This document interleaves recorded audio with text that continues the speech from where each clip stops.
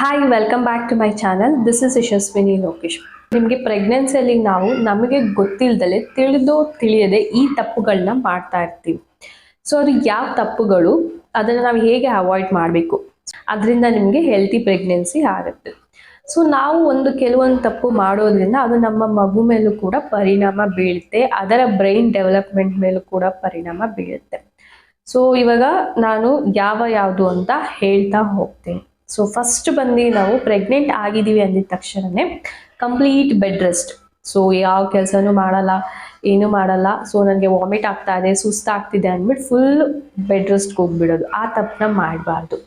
ನೀವು ಯಾವಾಗ bed rest ಮಾಡಬೇಕು ಅಂದರೆ ಡಾಕ್ಟರ್ ನಿಮಗೆ ಹೇಳಬೇಕು, ನೀವು ಕೆಲಸ ಮಾಡಬೇಡಿ, ನೀವು ಅದನ್ನೆಲ್ಲ ಮಾಡಬಾರ್ದು, ಬೆಡ್ ರೆಸ್ಟಲ್ಲೇ ಇರಬೇಕು ಅಂದಾಗ, ನಿಮ್ಮ ಪ್ರೆಗ್ನೆನ್ಸಿ ಕಾಂಪ್ಲಿಕೇಶನ್ಸ್ ಇದೆ ಅಂದರೆ ಮಾತ್ರ ಬೆಡ್ ರೆಸ್ಟಲ್ಲೇ ಇರಬೇಕು. ಅದನ್ನು ಬಿಟ್ಟು ನೀವು ಬೆಡ್ ರೆಸ್ಟ್ನ ಮಾಡಬಾರ್ದು. ನಿಮ್ಮ ಪ್ರೆಗ್ನೆನ್ಸಿಯಲ್ಲಿ ಆದಷ್ಟು ನಿಮಗೆ ಎಷ್ಟು ಕೆಲಸ ಆಗುತ್ತೆ ಅಷ್ಟು ಕೆಲಸ. ಸೊ ಸಿಂಪಲ್ ಕುಕ್ಕಿಂಗ್ ಕೆಲಸ, ಅಡುಗೆ ಮಾಡೋದು, ಪಾತ್ರೆ ತೊಳೆಯೋದು, ಕಸ ಗುಡಿಸೋದು, ಬಗ್ಗಿ, ಸೊ ನೆಲ ಒರೆಸೋದು, ಈ ಥರ ಚಿಕ್ಕ ಚಿಕ್ಕ ಕೆಲಸನ ಮಾಡ್ಬೋದು. ಹಂಗಂತ ಹೇಳ್ಬಿಟ್ಟು ನೀವು ಅಡುಗೆ ಮಾಡ್ತೀನಿ ಅಂತ ಹೇಳ್ಬಿಟ್ಟು ತುಂಬ ಹೊತ್ತು ನಿಂತ್ಕೊಂಡು ಅಡುಗೆ ಮಾಡೋದು, ತುಂಬ ಹೊತ್ತು ನಿಂತ್ಕೊಂಡು ಪಾತ್ರೆ ತೊಳೆಯೋದು, ಅದನ್ನು ಮಾಡಬಾರ್ದು. ಸೊ ನೀವು ನಿಂತ್ಕೊಳ್ಳೋದ್ರಿಂದ ಫಸ್ಟ್ ಸೆಮಿಸ್ಟರಲ್ಲಿ ಓಕೆ, ಸೆಕೆಂಡ್ ಸೆಮಿಸ್ಟರ್, ಥರ್ಡ್ ಸೆಮಿಸ್ಟರಲ್ಲಿ ನಿಮ್ಮ ಫುಲ್ ಬಾಡಿ ವೆಯ್ಟ್ ನಿಮ್ಮ ಬ್ಯಾಕ್ ಪೇನ್ ಅಂದರೆ ಟೇಲ್ ಬೋನ್ ಮೇಲೆ ಬೀಳುತ್ತೆ. ಹಾಗೆ ನಿಮ್ಮ ಮಗು ವೆಯ್ಟ್ ಕೂಡ ಅದ್ರ ಮೇಲೆ ಬೀಳೋದ್ರಿಂದ ಬ್ಯಾಕ್ ಬೋನ್ಗೆ ಜಾಸ್ತಿ ಪ್ರೆಷರ್ ಆಗುತ್ತೆ. ಸೊ ನಿಮಗೆ ದೇಹದಲ್ಲಿ ಪೇಯ್ನ್ ಸ್ಟಾರ್ಟ್ ಆಗುತ್ತೆ. ಸೊ ಇದು ನಿಮ್ಮ ಮಗು ಮೇಲೆ ಕೂಡ ಪರಿಣಾಮ ಕೂಡ ಬೀಳುತ್ತೆ. ಇದನ್ನು ಅವಾಯ್ಡ್ ಮಾಡಿ. ಸೊ ಕೆಲಸ ಮಾಡಿ ಅಂದರೆ ಎಷ್ಟು ಕೆಲಸ ನಿಮ್ಮ ಕೈಲಿ ಆಗುತ್ತೆ ಅಷ್ಟು ಮಾಡಬೇಕು. ತುಂಬ ಜಾಸ್ತಿ ಕೆಲಸನೂ ಮಾಡೋಕ್ಕೆ ಹೋಗಬಾರ್ದು. ನಿಮಗೆ ಬಾಡಿಗೆ ಸುಸ್ತು, ಸ್ಟ್ರೈನ್ ಆಗೋ ಥರ ಮಾಡ್ಕೋಬಾರ್ದು. ಸೊ ಸಿಂಪಲ್ಲಾಗಿ ನಿಮ್ಮ ಕೈಲಿ ಎಷ್ಟಾಗುತ್ತೆ ಅಷ್ಟು ನಿಮ್ಮ ಬಾಡಿಗೆ ಸಿಂಪಲ್ಲಾಗಿ ಎಕ್ಸಸೈಸ್ ಆಗೋ ಥರ ಕೆಲಸಗಳನ್ನ ಮಾಡ್ಕೋಬೇಕು. ಜಾಸ್ತಿ ಹೊತ್ತು ನಿಂತ್ಕೋಬಾರ್ದು. ನಾನು ಯಾಕೆ ನಿಮಗೆ ಕಂಪ್ಲೀಟ್ ಬೆಡ್ ರೆಸ್ಟ್ ಮಾಡಬಾರ್ದು ಅಂತ ಹೇಳಿದೆ ಅಂದರೆ, ಸೊ ನೀವು ಆ ಥರ ಕಂಪ್ಲೀಟ್ ಬೆಡ್ ರೆಸ್ಟ್ ಮಾಡೋದ್ರಿಂದ ನಿಮ್ಮ ಬಾಡಿಗೆ ಯಾವುದೇ ರೀತಿಯಾದ ಎಕ್ಸಸೈಸ್ ಆಗಲಿ, ಆ್ಯಕ್ಟಿವಿಟೀಸ್ ಆದರೂ ಆಗಲ್ಲ. ಸೊ ನಿಮಗೆ ನಾರ್ಮಲ್ ಡೆಲಿವರಿ ಆಗೋ ಚಾನ್ಸಸ್ ಇದ್ರೂ ನಾರ್ಮಲ್ ಡೆಲಿವರಿ ಆಗಲ್ಲ. ಸಿಸರಿನ ಸಜೆಸ್ಟ್ ಮಾಡ್ತಾರೆ ಡಾಕ್ಟರ್ಸ್. ಸೊ ನಿಮ್ಮ ಮಗು ಬೆಳವಣಿಗೆ ಚೆನ್ನಾಗಿ ಆಗ್ತಾ ಇರಲ್ಲ. ನೀವು ಎಷ್ಟು ಆ್ಯಕ್ಟಿವ್ ಆಗಿರ್ತೀರೋ ಅಷ್ಟು ನಿಮ್ಮ ಮಗು ಕೂಡ ಆ್ಯಕ್ಟಿವ್ ಆಗಿರುತ್ತೆ ಹೊಟ್ಟೆ ಒಳಗಡೆ. ಸೊ ಯಾವಾಗ ಡಾಕ್ಟರ್ಸ್ ನಿಮಗೆ ಬೆಡ್ ರೆಸ್ಟ್ ಹೇಳ್ತಾರೆ ಅಂದರೆ, ನಿಮ್ಗೆ ಏನಾದ್ರು ಪ್ಲಸೆಂಟಾ ಪ್ರೀವಿಯಾ ಇದ್ದರೆ, ಈ ಪ್ಲಸೆಂಟಾ ಲೋ ಲೈಯಿಂಗಲ್ಲಿ ಇದ್ದರೆ, ಸೊ ಆ ಥರ ರೀಸನ್ಸಲ್ಲಿ ನಿಮಗೆ ಬೆಡ್ ರೆಸ್ಟ್ ಹೇಳ್ತಾರೆ. ಹಾಗೆ ಶಾರ್ಟ್ ಸರ್ವಿಕ್ಸ್ ಇದ್ದರೆ, ಸೊ ನೀವೇನಾದ್ರು ಕೆಲಸ ಜಾಸ್ತಿ ಮಾಡೋದು, ಪ್ರೆಷರ್ ಕೊಡೋದು ಮಾಡಿದಾಗ ಸರ್ವಿಕ್ಸ್ ಓಪನ್ ಆಗುತ್ತೆ ಅನ್ನೋ ಕಾರಣಕ್ಕೆ ನಿಮಗೆ ಬೆಡ್ ರೆಸ್ಟ್ ಹೇಳ್ತಾರೆ. ಅದನ್ನು ಬಿಟ್ಟು ನಿಮಗೆ ಬೇರೆ ಯಾವ ಕೇಸಸಲ್ಲೂ ನಿಮಗೆ ಬೆಡ್ ರೆಸ್ಟ್ ಹೇಳಲ್ಲ. ಸೊ ಡಾಕ್ಟರ್ಸ್ ನಿಮಗೆ ಸ್ವಲ್ಪ ಕೆಲಸ ಮಾಡಿ ಅಂತ ಹೇಳಿದ್ದಾರೆ ಅಂದರೆ ಸ್ವಲ್ಪ ನೀವು ಮನೇಲಿ ಆದಷ್ಟು ನಿಮ್ಮ ಕೈಲಿ ಏನಾಗುತ್ತೋ ಅದನ್ನು ಕೆಲಸ ಮಾಡಿ. ಸೆಕೆಂಡ್ ಥಿಂಗ್ ಅವಾಯ್ಡ್ ಮಾಡಬೇಕು ಅಂದರೆ, ನೀವು ನಿಮ್ಮ ಸಿಟ್ಟಿಂಗ್ ಪೊಸಿಷನ್ ಮತ್ತು ಸ್ಲೀಪಿಂಗ್ ಪೊಸಿಷನ್. ಪ್ರೆಗ್ನೆಂಟ್ ಇರಬೇಕಾದ್ರೆ ಫಸ್ಟ್ ಸೆಮಿಸ್ಟರಲ್ಲಿ ಓಕೆ, ಸೆಕೆಂಡ್ ಸೆಮಿಸ್ಟರಲ್ಲಿ ನಿಮ್ಗೆ ಆಗಲೇ ಸ್ವಲ್ಪ ಹೊಟ್ಟೆ ಮುಂದೆ ಬಂದಿರುತ್ತೆ.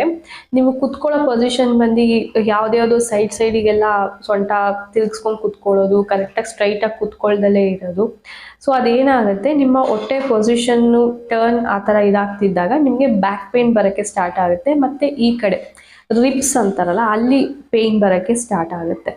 ಸೊ ಸುಮ್ಮನೆ ನೀವೇ ನಿಮ್ಮ ಬಾಡಿಗೆ ಪೇಯ್ನ್ ಕೊಟ್ಕೊತಾ ಇದ್ದೀರಾ. ಸೊ ಅದನ್ನು ಅವಾಯ್ಡ್ ಮಾಡಿ. ಸಿಟ್ಟಿಂಗ್ ಪೊಸಿಷನ್ ಯಾವಾಗಲೂ ನಿಮಗೆ ಕುತ್ಕೊಳ್ಳೋಕ್ಕೆ ಸ್ಟ್ರೈಟಾಗಿ ಆಗ್ತಿಲ್ಲ ಅಂದರೆ ಬ್ಯಾಕ್ಗೆ ಒಂದು ಸಣ್ಣ ಪಿಲ್ಲೋ ಬರುತ್ತಲ್ಲ, ಅದನ್ನು ಅಡ್ಜಸ್ಟ್ ಮಾಡಿ ಬ್ಯಾಕಿಗೆ ಇಟ್ಟು ಆರಾಮಾಗಿ ಕುತ್ಕೊಳ್ಳಿ. ಸೊ ನಿಮ್ಮ ಹೊಟ್ಟೆ ಮೇಲೆ ಯಾವುದೇ ರೀತಿಯಾದ ಪ್ರೆಷರ್ ಬೀಳಬಾರ್ದು. ತುಂಬ ಬಗ್ಕೊಂಡು ಕುತ್ಕೊಳ್ಳೋಕೆ ಹೋದರೆ ನಿಮ್ಮ ಹೊಟ್ಟೆ ಮೇಲೆ ನಿಮ್ಮ ಬಾಡಿ ಪ್ರೆಷರ್ನ ಹಾಕ್ತಾ ಇರ್ತೀರಾ. ಸೊ ಅದನ್ನು ಅವಾಯ್ಡ್ ಮಾಡಿ. ಸ್ಲೀಪಿಂಗ್ ಪೊಸಿಷನ್ ಬಂದು ಫಸ್ಟ್ ಸೆಮಿಸ್ಟರಲ್ಲಿ ನೀವು ಸ್ಟ್ರೈಟಾಗಿ ಮಲ್ಕೊಂಡ್ರೂ ಆಗುತ್ತೆ, ರೈಟ್ ಆರ್ ಲೆಫ್ಟ್. ಮತ್ತು ಫಸ್ಟ್ ಸೆಮಿಸ್ಟರಲ್ಲಿ ನೀವು ಮಕ್ಕಡೆ ಮಲ್ಕೊಳ್ಳೋದು ಅಂತಾರಲ್ಲ, ಸೊ ಫುಲ್ ಉಲ್ಟಾ ಆ ಥರ ಮಲ್ಕೋಬೇಡಿ. ಸೊ ಫಸ್ಟ್ ಸೆಮಿಸ್ಟರಲ್ಲೇ ನೀವು ಮಕ್ಕಡೆ ಮಲಗೋಕ್ಕೆ ಅಭ್ಯಾಸ ಮಾಡಿದ್ರೆ ಬಾಡಿಲಿ ಬ್ಲಡ್ ಸರ್ಕ್ಯುಲೇಷನ್ ಕಮ್ಮಿ ಆಗುತ್ತೆ. ಸೊ ಬಾಡಿಲಿ ಬ್ಲಡ್ ಸರ್ಕ್ಯುಲೇಷನ್ ಕಮ್ಮಿ ಆಗಲಿಲ್ಲ ಅಂದರೆ ಇದರಿಂದ ಕೆಲವರಿಗೆ ಬ್ಲಡ್ ಕ್ಲಾಟ್ ಆಗೋ ಚಾನ್ಸಸ್ ಇರುತ್ತೆ. ಬ್ಲಡ್ ಕ್ಲಾಟ್ ಆದರೆ ಬಾಡಿಲಿ ಮಗುಗೂ ಕೂಡ ತೊಂದರೆ ಆಗುತ್ತೆ. ಸೊ ಇದರಿಂದ ಎಷ್ಟೋ ಜನಕ್ಕೆ ಮಿಸ್ಕ್ಯಾರೇಜ್ ಆಗೋ ಚಾನ್ಸಸ್ಸು ಇರುತ್ತೆ. ಸೊ ಸ್ಲೀಪಿಂಗ್ ಪೊಸಿಷನ್ ಕೂಡ ಮುಖ್ಯ ಆಗುತ್ತೆ. ಫಸ್ಟ್ ಸೆಮಿಸ್ಟರಲ್ಲಿ ಇದ್ದಾಗ ಸ್ಟ್ರೈಟಾಗಿ ಮಲ್ಕೊಳ್ಳೋದು ಓಕೆ, ರೈಟ್ ಆರ್ ಲೆಫ್ಟಿಗೆ ಮಲ್ಕೋಬೋದು. ಸೆಕೆಂಡ್ ಸೆಮಿಸ್ಟರ್, ಥರ್ಡ್ ಸೆಮಿಸ್ಟರಲ್ಲಿ ನೀವು ಸ್ಟ್ರೈಟಾಗಿ ಮಲ್ಕೊಳ್ಳೋಕ್ಕಾಗಲ್ಲ, ಯಾಕೆಂದರೆ ಹೊಟ್ಟೆ ಸ್ವಲ್ಪ ದಪ್ಪ ಆಗಿರುತ್ತೆ, ಮಗು ಕೂಡ ಬೆಳೆದಿರುತ್ತೆ. ಸ್ಟ್ರೈಟಾಗಿ ಮಲ್ಕೊಳ್ಳೋದ್ರಿಂದ ನಿಮ್ಮ ಮಗು ಬಂದು ಹೀಗೆ ತೇಲ್ತಾ ಇರೋದ್ರಿಂದ ನಿಮ್ಮ ಬಾಡಿಲಿ ಬ್ಲಡ್ ಸರ್ಕ್ಯುಲೇಷನ್ಗೆ ತೊಂದರೆ ಆಗುತ್ತೆ. ಸೊ ರೈಟಿಗೆ ಮಲ್ಕೊಳ್ಳಿ, ಇಲ್ಲ ಲೆಫ್ಟಿಗೆ ಮಲ್ಕೊಳ್ಳಿ. ತುಂಬ ಜನ ಲೆಫ್ಟ್ ಸೈಡ್ಗೆ ಮಲ್ಕೋಬೇಕು ಅಂತ ಹೇಳ್ತಾರೆ, ಬಟ್ ತುಂಬ ಹೊತ್ತು ಲೆಫ್ಟ್ಗೂ ಮಲ್ಕೊಳ್ಳೋಕ್ಕಾಗಲ್ಲ. ನೀವು ಪೊಸಿಷನ್ನ ಚೇಂಜ್ ಮಾಡ್ಕೋಬೋದು. ಸ್ವಲ್ಪ ಹೊತ್ತು ರೈಟಿಗೆ, ಸ್ವಲ್ಪ ಹೊತ್ತು ಲೆಫ್ಟಿಗೆ ಹಂಗೆ ಚೇಂಜ್ ಮಾಡ್ಕೋಬೋದು. ಥರ್ಡ್ ಸೆಮಿಸ್ಟರ್ಗೆ ಹೋದ್ಮೇಲೆ ಹೊಟ್ಟೆ ಇನ್ನೂ ದೊಡ್ಡದಾಗಿರುತ್ತೆ. ನೀವು ಮಲ್ಕೊಂಡಾಗ ನಿಮ್ಮ ಹೊಟ್ಟೆ ಫುಲ್ಲು ಸೈಡಿಗೆ ಬಂದಂಗೆ ಆಗುತ್ತೆ. ಸೊ ಅದರಿಂದನೂ ನಿಮಗೆ ಏನೋ ಒಂಥರ ಅನ್ಕಂಫರ್ಟಬಲ್ ಫೀಲ್ ಆಗುತ್ತೆ. ನಿಮ್ಮ ಹೊಟ್ಟೆ ಫುಲ್ಲು ಸೈಡಿಗೆ ಬಂದಿರೋ ಥರ ಅನಿಸುತ್ತೆ. ಸೊ ಆವಾಗಲೂ ಕೂಡ ನಿಮಗೆ ನಿದ್ದೆ ಮಾಡೋದಕ್ಕೆ ಆಗಲ್ಲ. ಸೊ ಅಂಥ ಟೈಮಲ್ಲಿ ಈ ಚಿಕ್ಕ ಚಿಕ್ಕ ಪಿಲ್ಲೋ ಬರುತ್ತಲ್ಲ, ಅದನ್ನು ಹೊಟ್ಟೆ ಸೈಡಿಗೆ ಸಪೋರ್ಟಾಗಿ ಇಟ್ಕೊಂಡು ಮಲ್ಕೋಬೋದು. ಇಲ್ಲ ಕಾಲಿನ ಮಧ್ಯೆ ಪಿಲ್ಲ ಇಟ್ಕೊಂಡು ಮಲ್ಬೋದು. ಎರಡೂ ಇಲ್ಲ ಅಂದರೆ ಇವಾಗಂತೂ ಸ್ಲೀಪಿಂಗ್ ಪಿಲ್ಲೋಸ್ ಅಂತ ಬಂದಿದೆ ಮೆಟರ್ನಿಟಿಗೋಸ್ಕರನೇ. ಸೊ ಅದನ್ನು ಯೂಸ್ ಮಾಡ್ಕೊಂಡು ಮಲ್ಕೋಬೋದು. ಅದು ಯೂರಿನ್ ಪ್ರಾಬ್ಲಮ್ಸ್. ಸೊ ಏನಾಗುತ್ತೆ, ಪ್ರೆಗ್ನೆನ್ಸಿಯಲ್ಲಿ ನಿಮಗೆ ಯೂರಿನ್ ಪಾಸ್ ಮಾಡೋದು ತುಂಬ ಮುಖ್ಯ, ಹಾಗೆ ಮೋಷನ್ ಪಾಸ್ ಮಾಡೋದು ಕೂಡ ತುಂಬ ಮುಖ್ಯ. ಫಸ್ಟ್ ಸೆಮಿಸ್ಟರಲ್ಲಿ ನಿಮ್ಮ ಹೊಟ್ಟೆ ಮೇಲೆ ಅಷ್ಟು ಅಂದರೆ ಫಸ್ಟ್ ಸೆಮಿಸ್ಟರಲ್ಲಿ ನಿಮಗೆ ಹೊಟ್ಟೆ ಜಾಸ್ತಿ ಇರಲ್ಲ, ನಿಮ್ಮ ಬ್ಲ್ಯಾಡರ್ ಮೇಲೆ ಜಾಸ್ತಿ ಪ್ರೆಷರ್ ಬೀಳ್ತಾ ಇರಲ್ಲ. ಸೆಕೆಂಡ್ ಸೆಮಿಸ್ಟರ್, ಥರ್ಡ್ ಸೆಮಿಸ್ಟರಲ್ಲಿ ನಿಮ್ಮ ಹೊಟ್ಟೆ ಬೆಳೆದಂಗೆ ಆ ಮಗು ವೆಯ್ಟ್ ಬಂದು ನಿಮ್ಮ ಬ್ಲ್ಯಾಡರ್ ಮೇಲೆ ಪ್ರೆಷರ್ ಕೊಡ್ತಾ ಇರುತ್ತೆ. ಆವಾಗ ನಿಮಗೆ ಸುಸುಗೆ ಹೋಗಬೇಕು ಅಂತ ಅನಿಸ್ತಾ ಇರುತ್ತೆ. ಸೊ ಹೋಗಬೇಕು ಅಂತ ಅನಿಸ್ತಿದೆ ಅಲ್ವಾ, ಹೋಗೋದು ಬೇಡ ಅಂತ ಹೇಳಿ ಅವಾಯ್ಡ್ ಮಾಡಿದಷ್ಟು ನಿಮಗೆ ಯೂರಿನ್ ಇನ್ಫೆಕ್ಷನ್ ಸ್ಟಾರ್ಟ್ ಆಗುತ್ತೆ. ಸೊ ಸೆಕೆಂಡ್ ಸೆಮಿಸ್ಟರ್, ಥರ್ಡ್ ಸೆಮಿಸ್ಟರಲ್ಲಿ ನಿಮಗೆ ಆಲ್ಮೋಸ್ಟ್ 2 to 3 hours ಒಂದ್ಸತಿ ಆದರೂ ನಿಮಗೆ ಯೂರಿನ್ ಪಾಸ್ ಮಾಡಬೇಕು ಅಂತ ಅನಿಸುತ್ತೆ. ಸೊ ಆ ಥರ ಅನಿಸಿದಾಗ ಯೂರಿನ್ನ ಪಾಸ್ ಮಾಡಿ ಹೋಗಿ ಒಂದು 2 ನಿಮಿಷನಾದ್ರೂ ಪರವಾಗಿಲ್ಲ ಪಾಸ್ ಮಾಡ್ಬಿಟ್ಟು ಬನ್ನಿ. ಸ್ವಲ್ಪ ಕ್ವಾಂಟಿಟಿಲಿ ಪಾಸ್ ಆಗುತ್ತೆ, ಏನಕ್ಕೆ ಹೋಗಬೇಕು ಅಂತ ಹೇಳಿ ಪಾಸ್ ಮಾಡ್ದಲ್ಲೇ ಇರಬೇಡಿ. ಸೊ ಅದನ್ನು ತಲೆಯಲ್ಲಿ ಇಟ್ಕೊಳ್ಳಿ. ನೆಕ್ಸ್ಟ್ ಬಂದು ಮೋಷನ್ ಪಾಸ್. ಸೊ ಬೆಳಗ್ಗೆ ಹೊತ್ತು ಹೋಗಿದ ತಕ್ಷಣ ಮೋಷನ್ ಪಾಸ್ ಮಾಡೋಕ್ಕಾಗ್ತಿಲ್ಲ ಅಂತ ತುಂಬ ಪ್ರೆಷರ್ ಕೊಟ್ಟು ತುಂಬ ಪ್ರೆಷರ್ ಕೊಟ್ಟು ಮಾಡೋದಕ್ಕೆಲ್ಲ ಹೋಗಬೇಡಿ. ನಿಮ್ಮ ಮೋಷನ್ ಯಾವಾಗಲೂ ಫ್ರೀ ಆಗಿರಬೇಕು, ಅದು ತುಂಬ ಲೈಟ್ ಆಗಿರಬೇಕು. ಸೊ ಲೂಸ್ ಆಗಿರ್ಬೇಕು, ಟೈಟ್ ಆಗಿರಬಾರ್ದು. ನಿಮ್ಗೇನಾದ್ರು ಟೈಟ್ ಅನಿಸ್ತಿದೆ ಅಂದರೆ ನೀವು ಫುಡ್ ತೊಗೋತಾ ಇದ್ದೀರಲ್ಲ, ಅದನ್ನು ನೀವು ಕರೆಕ್ಟಾಗಿ ತೊಗೊಳ್ತಾ ಇಲ್ಲ. ಸೊ ನಿಮ್ಮ ಫುಡ್ನ ನೀವು ಬ್ಯಾಲೆನ್ಸ್ಡ್ ಆಗಿ ಒಂದು ಡಯಟ್ ಫುಡ್ನ ಮೇಂಟೈನ್ ಮಾಡಬೇಕಾಗುತ್ತೆ. ಆವಾಗಲೇ ನಿಮಗೆ ಮೋಷನ್ ಪಾಸಿಂಗ್ ಈಸಿ ಆಗೋದು. ಮೋಷನ್ ಪಾಸ್ ಆಗೋಕ್ಕೆ ತೊಂದರೆ ಆಗ್ತಿದೆ ಅಂದರೆ ನೀವು ಜಾಸ್ತಿ ಪ್ರೆಷರ್ ಕೊಟ್ಟಷ್ಟು ಒಂದೊಂದ್ಸತಿ ಜಾಸ್ತಿ ಪ್ರೆಷರ್ ಕೊಡೋದ್ರಿಂದ ಮಿಸ್ಕ್ಯಾರೇಜಸ್ ಆಗೋ ಚಾನ್ಸಸ್ ಇರುತ್ತೆ. ನಾವು ಪ್ರೆಷರ್ ಕೊಟ್ಟಷ್ಟು ನಮ್ಮ ಗರ್ಭಕೋಶ ಏನು ಮಾಡುತ್ತೆ, ಓಪನ್ ಆಗೋಕ್ಕೆ ಚಾನ್ಸಸ್ ಇರುತ್ತೆ.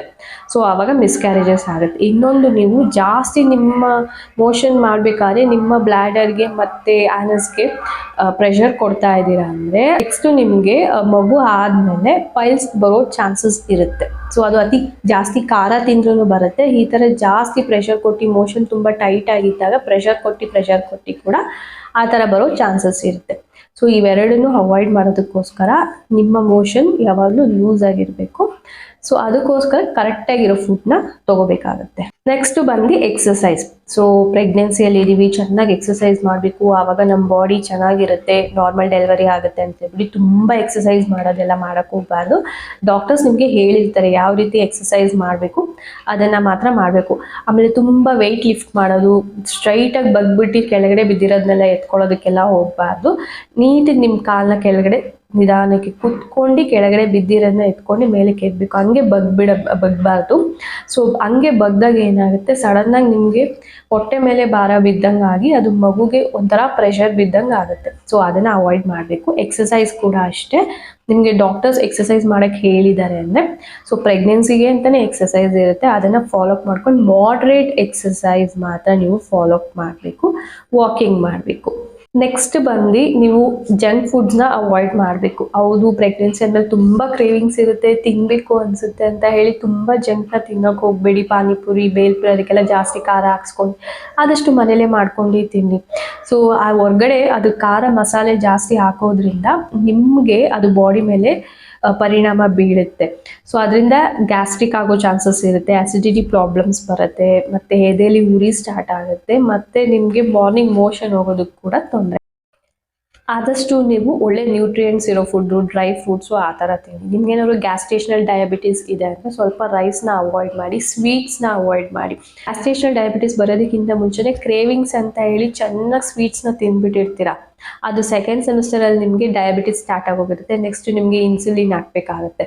ಸೊ ಅದನ್ನೆಲ್ಲ ಅವಾಯ್ಡ್ ಮಾಡಬೇಕು. ಕ್ರೇವಿಂಗ್ಸ್ ಇರುತ್ತೆ ಸ್ವೀಟ್ ತಿನ್ನಬೇಕು ಅಂದರೆ 1-2 ತಿನ್ನಬೇಕು, ಅದನ್ನು ಬಿಟ್ಟು ತುಂಬ ಡೈಲಿ ಸ್ವೀಟ್ ತಿನ್ನೋದು ಇದರಿಂದ ಡಯಾಬಿಟಿಸ್ ಬರೋ ಚಾನ್ಸಸ್ ಇರುತ್ತೆ. ಸೊ ಅದನ್ನು ಸ್ವಲ್ಪ ಅವಾಯ್ಡ್ ಮಾಡ್ಕೋಬೇಕಾಗತ್ತೆ. ಹಾಗೆ ಖಾರ ಕೂಡ, ತುಂಬ ಖಾರ ಇಷ್ಟ ಅಂದ್ಬಿಟ್ಟು ಜಾಸ್ತಿ ಖಾರ ತಿನ್ನೋದು, ತುಂಬ ಖಾರ ಹಾಕ್ಸ್ಕೊಂಡು ತಿನ್ನೋದು ಆ ಥರ ಎಲ್ಲ ಮಾಡಬಾರ್ದು. ಸ್ವಲ್ಪ ಮೀಡಿಯಮ್ ಆಗಿ ಖಾರ ತಿನ್ನಬೇಕಾಗುತ್ತೆ. ನೆಕ್ಸ್ಟ್ ಬಂದು ಕ್ಲಾತ್ಸ್. ಸೊ ತುಂಬ ಟೈಟ್ ಕ್ಲಾತ್ಸ್ ಆಗೋದು. ಕೆಲವ್ರಿಗೆ ಅಭ್ಯಾಸ ಇರುತ್ತೆ ಲೆಗ್ಗಿಂಗ್ಸ್ ಎಲ್ಲ ಹಾಕೊಂಡು, ಸೊ ಟೈಟ್ ಆಗಿರೋ ಕ್ಲಾತ್ ಹಾಕೊಂಡು. ಸೊ ನೀವು ಪ್ರೆಗ್ನೆನ್ಸಿ ಅಂತ ಗೊತ್ತಾದ್ಮೇಲೆ ಆದಷ್ಟು ಸ್ವಲ್ಪ ಕಾಟನ್ ಡ್ರೆಸ್ಸಸ್ನ ಯೂಸ್ ಮಾಡಿ, ಲೂಸ್ ಆಗಿರೋ ಡ್ರೆಸ್ಸಸ್ನ ಹಾಕೊಳ್ಳಿ. ಅದು ಅಭ್ಯಾಸ ಫಲ. ನಮಗೆ ಲೆಗ್ಗಿಂಗ್ಸ್ ಹಾಕೊಂಡೆ ಕಂಫರ್ಟಬಲ್ ಅಂತ ಹಾಕೊಂಡು ಬಿಡ್ತೀರಾ, ಬಟ್ ಅದು ತುಂಬ ಟೈಟ್ ಅನ್ಸುತ್ತೆ, ಬ್ಲಡ್ ಸರ್ಕ್ಯುಲೇಷನ್ ಆಗಲ್ಲ ಬಾಡಿಲಿ, ಒಳಗಡೆ ಬ್ಲಡ್ ಕ್ಲಾಟ್ ಆಗೋಕ್ಕೆ ಸ್ಟಾರ್ಟ್ ಆಗುತ್ತೆ. ಸೊ ನಿಮ್ಮ ಬಾಡಿಲಿ ಬ್ಲಡ್ ಸರ್ಕ್ಯುಲೇಷನ್ ಚೆನ್ನಾಗಿ ಆಗಲಿಲ್ಲ ಅಂದರೆ ಬೇಬಿಗೂ ಕೂಡ ಬ್ಲಡ್ ಸರ್ಕ್ಯುಲೇಷನ್ ಚೆನ್ನಾಗಿ ಆಗಲ್ಲ. ಸೊ ಆವಾಗ ಮಗುಗೆ ಹೊಟ್ಟೆ ಒಳಗಡೆ ಉಸಿರು ಕಟ್ಟಂಗೆ ಆಗುತ್ತೆ. ಸೊ ಅದನ್ನು ಅವಾಯ್ಡ್ ಮಾಡಬೇಕು ಅಂದರೆ ಸ್ವಲ್ಪ ಟೈಟ್ ಕ್ಲಾತ್ಸ್ನ ಅವಾಯ್ಡ್ ಮಾಡಿ. ಹಾಗೆ ಅದು ಅಭ್ಯಾಸ ಫಲ. ಇನ್ನೂ ಸ್ವಲ್ಪ ಜನಕ್ಕೆ ಹೀಲ್ಸ್, ಹೈ ಹೀಲ್ಸ್, ಸೊ ಮುಂಚೆ ಎಲ್ಲ ಹಾಕ್ತಾ ಇರ್ತಾರೆ, ಪ್ರೆಗ್ನೆನ್ಸಿ ಟೈಮಲ್ಲಿ ಅದು ಅಭ್ಯಾಸ ಅಂತ ಹೇಳ್ಬಿಟ್ಟು ಹಾಕೊಂಡು ಓಡಾಡ್ತಾರೆ. ಹೈ ಹೀಲ್ಸ್ ಹಾಕೋದ್ರಿಂದ ನಿಮ್ಮ ಬ್ಯಾಕ್ ಬೋನ್ ಮೇಲೆ ಪ್ರೆಷರ್ ಬೀಳುತ್ತೆ, ಅದರಿಂದ ಕೂಡ ತೊಂದರೆ ಆಗುತ್ತೆ. ಸೊ ಕ್ಲಾತಿಂಗ್ ಸ್ವಲ್ಪ ನೋಡ್ಕೋಬೇಕಾಗುತ್ತೆ. ಮತ್ತು ಸ್ಲಿಪ್ಪರ್ಸ್, ಆದಷ್ಟು ಫ್ಲ್ಯಾಟ್ ಸ್ಲಿಪ್ಪರ್ಸ್ನ ಯೂಸ್ ಮಾಡಿ ಪ್ರೆಗ್ನೆನ್ಸಿಯಲ್ಲಿ. ನೆಕ್ಸ್ಟ್ ಬಂದು ಟ್ರಾವೆಲಿಂಗ್. ಸೊ ಅನಿವಶ್ಯಕವಾಗಿ ಟ್ರಾವೆಲ್ ಮಾಡೋದು, ಪ್ರೆಗ್ನೆನ್ಸಿ ಅಲ್ವಾ ಬಿಡು ನಾನು ಹೆಲ್ತಿ ಆಗಿದ್ದೀನಿ, ಎಲ್ಲಿ ಬೇಕಾದ್ರೂ ಟ್ರಾವೆಲ್ ಮಾಡ್ಬೋದು ಅಂತ ಟ್ರಾವೆಲ್ ಮಾಡಬೇಡಿ. 2 ವೀಲರ್ಸ್ ಆಟೋದಲ್ಲೆಲ್ಲ ಟ್ರಾವೆಲ್ ಮಾಡೋದು ನಿಜವಾಗ್ಲೂ ಸೇಫ್ ಅಲ್ಲ. ಸ್ವಲ್ಪ ಟ್ರೈನ್ ಅಥವಾ ಕಾರಲ್ಲಿ, ಅಂದರೆ ಎಮರ್ಜೆನ್ಸಿ ನಾವು ಟ್ರಾವೆಲ್ ಮಾಡಲೇಬೇಕು ಅಂದರೆ ಟ್ರೈನ್ ಅಥವಾ ಕಾರಲ್ಲಿ ಟ್ರಾವೆಲ್ ಮಾಡೋದು okay. But auto, bus, 2 wheeler ಅಂತೂ ನಂಬಕ್ಕಾಗಲ್ಲ. ಅದರಲ್ಲೂ ಇವಾಗ ಸಿಟೀಸ್ ಕಡೆ ಎಲ್ಲ ರೋಡ್ಸ್ ಅಂತೂ ಚೆನ್ನಾಗಿರಲ್ಲ. ಸೊ ಆದಷ್ಟು ನೋಡ್ಕೊಂಡು ಟ್ರಾವೆಲ್ ಮಾಡಿ. ನೆಕ್ಸ್ಟ್ ಬಂದು ಇಂಟರ್ಕೋರ್ಸ್. ಸೊ ಫಸ್ಟ್ ಸೆಮಿಸ್ಟರಲ್ಲಂತೂ ಇಂಟರ್ಕೋರ್ಸ್ ಮಾಡೋಂಗಿಲ್ಲ, ಯಾಕೆಂದರೆ ಇನ್ನೂ ಫೀಟಲ್ ಗ್ರೋತ್ ಆಗ್ತಾ ಇರುತ್ತೆ, ನಮ್ಮ ಬಾಡಿ ಇನ್ನೂ ಅಡ್ಜಸ್ಟ್ ಆಗ್ತಾ ಇರುತ್ತೆ, ಇನ್ನು ನಮ್ಮ ಬಾಡಿ ತುಂಬ ಚೇಂಜಸ್ ಆಗ್ತಾ ಇರುತ್ತೆ. ಆ ಟೈಮಲ್ಲಿ ನೀವು ಇಂಟರ್ಕೋರ್ಸ್ ಮಾಡೋದ್ರಿಂದ ನಿಮ್ಮ ಗರ್ಭಕೋಶದ ಮೇಲೆ ಜಾಸ್ತಿ ಪ್ರೆಷರ್ ಬೀಳೋದ್ರಿಂದ ಬ್ಲೀಡಿಂಗ್ ಆಗೋಕ್ಕೆ ಸ್ಟಾರ್ಟ್ ಆಗುತ್ತೆ, ಮಿಸ್ಕ್ಯಾರೇಜಸ್ ಆಗುತ್ತೆ. ಸೊ ಫಸ್ಟ್ ಸೆಮಿಸ್ಟರ್ ಮತ್ತು ಲಾಸ್ಟ್ ಸೆಮಿಸ್ಟರಲ್ಲಿ ಇಂಟರ್ಕೋರ್ಸ್ನ ಅವಾಯ್ಡ್ ಮಾಡಬೇಕು. ಸೆಕೆಂಡ್ ಸೆಮಿಸ್ಟರಲ್ಲಿ ಓಕೆ, ಬಟ್ ಆದಷ್ಟು ನೀವು ನಿಮ್ಮ ಪ್ರೆಷರ್ಸ್ ಅಥವಾ ನಿಮ್ಮ ಪೊಸಿಷನ್, ನಿಮ್ಮ ಬಾಡಿ ಪೊಸಿಷನ್ನ ನೋಡ್ಕೊಂಡು ನೀವು ಇಂಟರ್ಕೋರ್ಸ್ನ ಮಾಡ್ಕೋಬೇಕಾಗುತ್ತೆ. ಸೊ ಫಸ್ಟ್ ಸೆಮಿಸ್ಟರ್ ಮತ್ತು ಥರ್ಡ್ ಸೆಮಿಸ್ಟರಲ್ಲಿ ಇಂಟರ್ಕೋರ್ಸ್ ಮಾಡೋಕ್ಕೆ ಹೋಗಬೇಡಿ. ಆಮೇಲೆ ತುಂಬ ಲೌಡಾಗಿ ಮ್ಯೂಸಿಕ್ ಕೇಳೋದು ಮತ್ತು ಥಿಯೇಟರ್ಸ್ಗೆ ಹೋಗಿ ಮೂವಿ ನೋಡೋದು, ಅಂದರೆ ಆ ಮೂವಿ ತುಂಬ ಸೈಲೆಂಟ್ ಆಗಿದ್ದರೆ ಓಕೆ, ತುಂಬ ವೈಲೆನ್ಸ್ ಇರೋದು, ತುಂಬ ಸಾಂಗ್ಸು, ವಾಯ್ಸು, ನಿಮಗೆ ಗೊತ್ತಾಗುತ್ತೆ ವೈಲೆನ್ಸ್ ಮೂವಿ, ಆ ಥರ ಮೂವೀಸ್ನ ನೀವು ನೋಡೋಕೆ ಹೋಗಬಾರ್ದು. ಹೊಟ್ಟೆ ಒಳಗಡೆ ಇರೋ ಮಗುಗೆ ಅದು ಆ ಸೌಂಡು ಕೇಳಿಸ್ತಾ ಇರುತ್ತೆ. ನಿಮಗೆ ಗೊತ್ತಿರುತ್ತೆ ನಮ್ಮ ಮಗು ಹೊಟ್ಟೆ ಒಳಗಡೆ ಇರೋದಕ್ಕೆ ನಾವು ಮಾತಾಡೋದು ಎಲ್ಲ ಕೇಳಿಸ್ತಾ ಇರುತ್ತೆ, ನಾವೇನು ಮಾಡ್ತಾ ಇರ್ತೀವಿ ಅದೆಲ್ಲ ಗೊತ್ತಾಗುತ್ತೆ. ಸೊ ಅದೇ ರೀತಿ ಹೊರ್ಗಡೆಯಿಂದ ಬರೋ ಆ ಲೌಡ್ ಮ್ಯೂಸಿಕ್ಕು ಮಗು ಮೇಲೆ ಪ್ರೆಷರ್ ಬೀಳುತ್ತೆ, ಅವರ ನ್ಯೂರಲ್ ಸಿಸ್ಟಮ್ ಇರುತ್ತಲ್ಲ ಅದ್ರ ಮೇಲೆ ಪ್ರೆಷರ್ ಬೀಳುತ್ತೆ.